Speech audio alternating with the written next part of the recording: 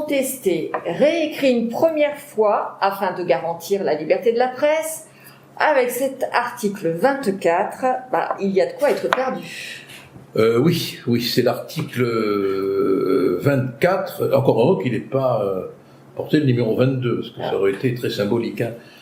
Mais cet article 24 couvre de ridicule le gouvernement. Voilà un texte. Et il n'y a pas que l'article 24. Il n'y a pas que l'article 24, nous sommes bien d'accord. Bon, au fait, est-ce que j'ai mes lunettes sur le... Ah oui. Elles sont là, elles sont là. Bon. Ça fait des ravages, la Macronie. Bon. Dans ce texte qui a été voté par le Parlement quand même, en première lecture, à la demande de M. Darmanin, dans le silence quand même un peu surprenant du garde des Sceaux. C'est vrai qu'on l'a pas beaucoup entendu. Aujourd'hui, texte destiné, il faut le rappeler quand même, à poursuivre les images de policiers dans une intention dite de nuire, a été fait à la demande de certains syndicats. C'est un texte, comme on dit, superfétatoire, en ce sens que il ne sert à rien dans la mesure où, et tout le monde aujourd'hui le reconnaît, tout le monde le reconnaît, et nous l'avions dit, nous les premiers, je me permets de le rappeler quand même, nous avons dans le code pénal suffisamment tous les textes qui permettent de réprimer les outrages, seulement voilà, quand il y a outrage, on ne réprime pas. Les menaces, même la localisation, le fait de localiser quelqu'un et de diffuser sa localisation est une infraction.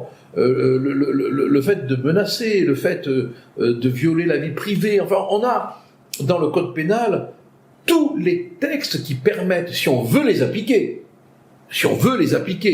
de réprimer les atteintes, les agressions, les outrages, les menaces, les violences commises ou commis contre des policiers. Pourquoi donc cet article 24 ? Parce que il y a, je suis désolé, moi je ne l'aurais pas voté, même si mes amis de l'Assemblée l'ont voté, parce qu'il y a une volonté quand même, sous couvert de protéger les policiers, qu'on ne protège pas, et qu'on livre à la vindicte à la première occasion. Il y a une volonté de mettre la main sur la liberté d'expression, qui dérange.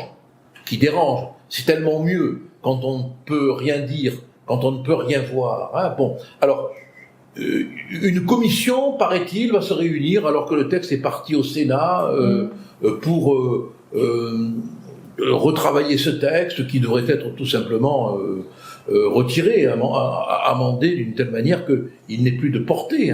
Mais c'est très significatif.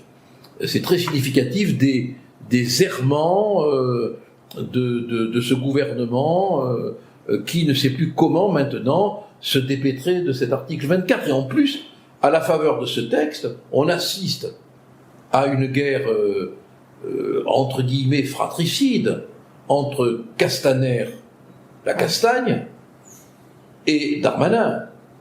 On se rend bien compte que Darmanin dit oui, mais il ne fallait pas réduire le temps de formation des policiers, alors que c'est Castaner qui a imposé cette réduction du temps de formation pas de travail, du temps de formation des policiers. Bon, au cœur de la Macronie, ce texte est révélateur, d'abord du fait que le Parlement est aux ordres. On vous donne un texte, il est nul, il sert à rien, mais vous le votez.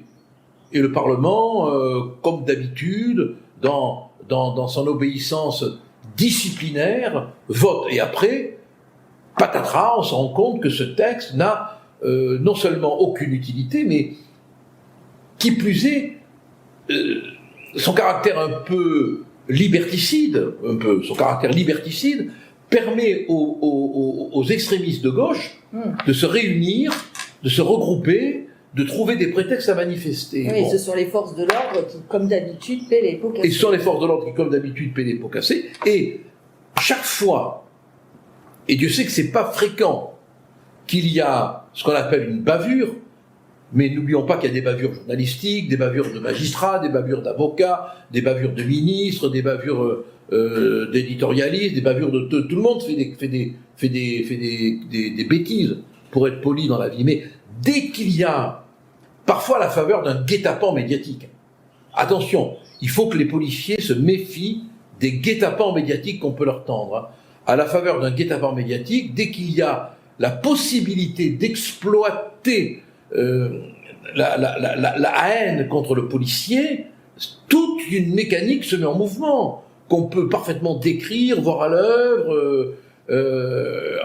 En ce qui concerne, par exemple, les violences commises sur le producteur de musique, quand on regarde toute la vidéo, qui dure 14 minutes, c'est pas aussi simple que cela. C'est ça. Franchement, même si je condamne les violences policières d'une manière, mais alors vraiment naturelle, quoi. Hein, je ne supporte pas les excès de pouvoir, les abus de pouvoir chez qui que ce soit. Hein, chez qui que ce soit. Hein, bon, on se rend compte quand même qu'il y a quelque part la mise en place, la mise en scène de guet-apens médiatiques. Et c'est pas cet article 24 qui l'empêchera. Quand on voit que au moindre mouvement d'opinion publique, ils se mettent tous à ramper, bon, c'est pas l'article 24 qui apportera une protection aux policiers. Ce qui apportera une protection aux policiers, c'est qu'on applique la loi.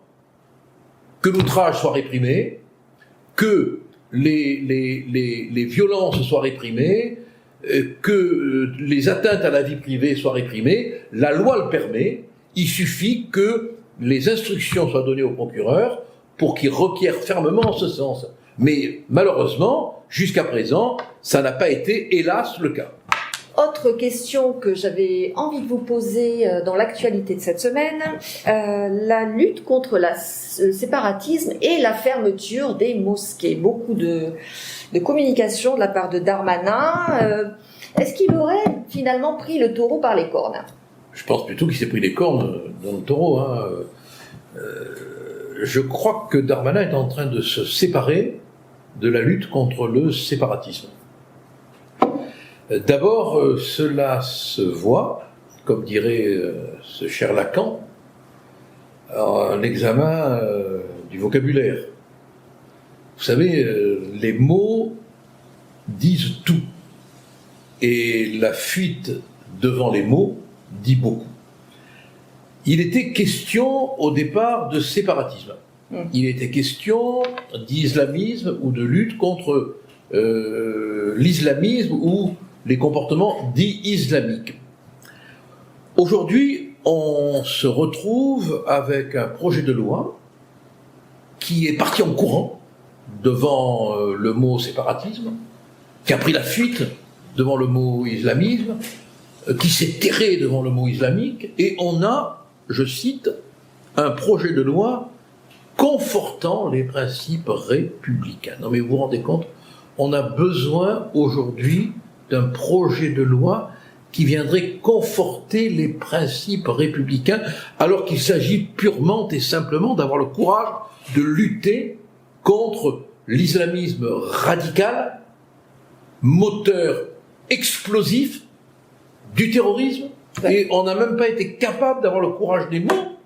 Et faudrait-il créer un délit justement contre l'islamisme? Alors le délit d'islamisme, c'est ce que veut faire l'Autriche. Moi je pense que toutes les formes d'incrimination à variation subjective, à interprétation subjective, sont dangereuses. C'est la raison pour laquelle, quand Dupond-Moretti dit « nous allons faire en sorte de savoir de Jean Gabin fatigué, de ceux qui diffusent ce poison, qui est la haine en ligne, soient immédiatement jugés devant le tribunal correctionnel dans le cadre d'une comparution immédiate. » D'abord, personnellement, je déteste les comparutions immédiates, et ensuite, je n'ai en tant que juriste aucune prédilection pour les incriminations subjectives. Donc, personnellement, je suis contre ce délit d'islamisme qui peut permettre tous les abus. Non, les textes existent, il suffit de les appliquer encore une fois. Hein. Bon, donc, pour en revenir à notre loi sur le séparatisme, elle va finalement aboutir à presque rien, quoi. mais même dans la pratique, on le voit quand vous pensez qu'en Alsace, on vient d'apprendre aujourd'hui que une mosquée faisant l'objet d'une fermeture administrative, dont l'imam, si je ne me trompe pas, est fiché au registre des fichiers S, signalement, que cette mosquée n'est pas fermée, alors qu'elle a fait l'objet d'une décision de fermeture, et que son imam est des plus controversés, discutés. Eh bien, quand on interroge le préfet, il est pas au courant. Quand on interroge le maire, il n'est pas au courant. Voilà. Ils ne savent pas. Alors, dans ces conditions, regardez les dernières nouvelles d'Alsace. Regardez. Oui. C'est pas une histoire inventée, c'est vrai. Ouais, très alors, dans ces conditions, comment voulez-vous qu'on travaille sérieusement dans la lutte contre les arrière-bases du terrorisme? Bon, aujourd'hui, il y a 76 mosquées qui sont dans le collimateur de l'État. 18 pourraient être rapidement fermées. Sur ces 18 cibles, 3 se trouvent dans le département de Seine-Saint-Denis. L'une d'elles a complètement, mais alors, ignoré la décision de fermeture prise par les pouvoirs, par le maire de la commune. La deuxième, fermée officiellement en 2019, a continué tranquillement à organiser des prières, et la dernière a été visée par un avis défavorable de la commission de sécurité, sans que l'État prenne la peine, il y a tellement de choses à faire, de vérifier si la mosquée a été effectivement fermée. Bon. Alors, vous comprenez, les bras tombent. Bon, alors, et là, on ne parle que de 76 mosquées. Oui. En fait, il y en a beaucoup plus. Il y en a beaucoup plus, il y en aurait 2623, c'est ça. Sauf erreur de ma part. Alors, toutes les mosquées ne sont pas en cause, il faut arrêter aussi de vouloir toujours tout généraliser, mais on sait maintenant que les bases arrières du terrorisme, ce sont certaines mosquées, certaines associations, parfois subventionnées, et si on ne fait rien, mais on laisse les bases arrières du terrorisme continuer à travailler. Donc, il s'agit vraiment de s'attaquer fermement à ces bases arrières qui constituent finalement les porte-avions, d'où décollent toutes les formes de terrorisme. Puis on a l'impression de toute façon que Darmanin, en claironnant qu'il a un certain nombre de mosquées dans le viseur, en fait, il les alerte tellement bien qu'elles vont tout le temps de s'organiser. On peut dire que l'effet de surprise avec Darmanin, il n'existe pas. C'est dommage, c'est triste pour le pays. C'est triste. Cette loi est complètement... c'est un effet d'annonce une fois de plus. Bon, voilà. Et enfin, comment ne pas évoquer cette semaine la disparition de Valéry Giscard d'Estaing? Donc voilà, quel souvenir vous en gardez? Qu'est-ce que vous avez envie de dire? Moi, je l'ai rencontré à plusieurs reprises.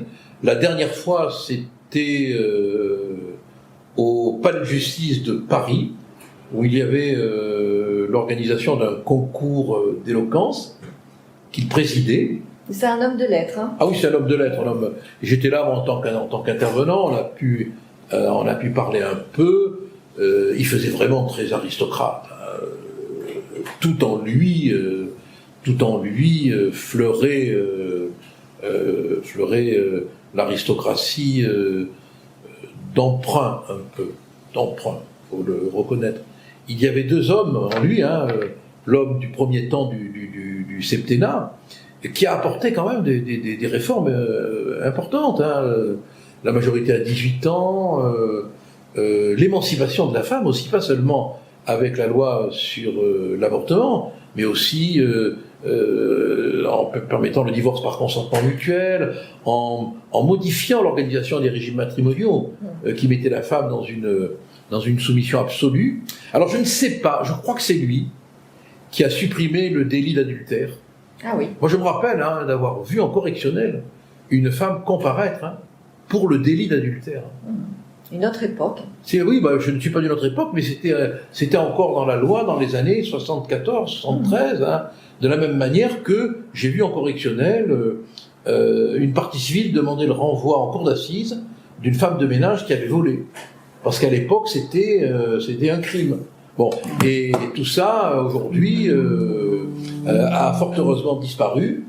Alors je ne sais pas si ces textes ont été supprimés sous Giscard ou avant, mais en tout cas il a apporté beaucoup sur le plan des réformes. Et puis après il y a eu la deuxième période avec le regroupement familial qui a été vraiment catastrophique pour la France et que lui-même a reconnu, voilà, en parlant d'invasion. Alors quand on nous traite de fachos quand on le dit, on est quasiment poursuivi quand on s'appelle Zemmour et qu'on le dit, mais Giscard l'avait dit avant nous. Et après, il est revenu sur la question du regroupement familial en disant que ça avait été une véritable erreur. Alors, qu'on s'en souvienne, mais sa volonté de revenir sur le regroupement familial avait été sabordée complètement par le Conseil d'État.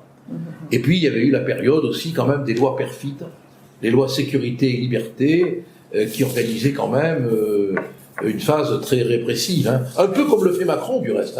Un peu comme le fait Macron, de la même manière. Mais bon... il reste quand même l'un des derniers présidents à avoir été un peu au-dessus de la mêlée de la médiocrité. Voilà, il avait incarné la fonction présidentielle.